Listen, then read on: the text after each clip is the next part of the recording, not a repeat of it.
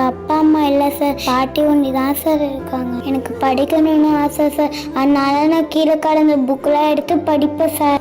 அவங்களுக்கு வேணான்னு நினச்சிதான் சார் அந்த புக்கு எடுத்தேன். Sorry sir. உங்களுக்கு இப்போ என்ன வேணும்?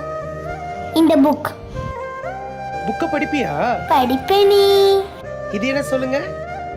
English grammar. ஓகே, இந்தாங்க. தேங்க்யூ. இப்போ அந்த குழந்தை புக்கை எடுத்து பார்த்தியா?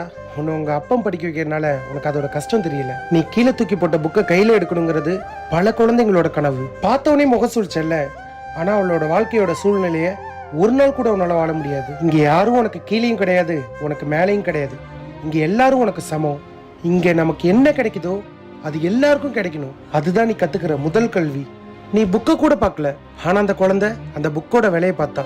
அந்த இடத்துல இருக்க குழந்தைக்கு நீ ஒரு நாள் உதவி செஞ்சா கூட அதுதான் நீ வாழ்க்கையிலே பண்ற பெரிய சாதனை.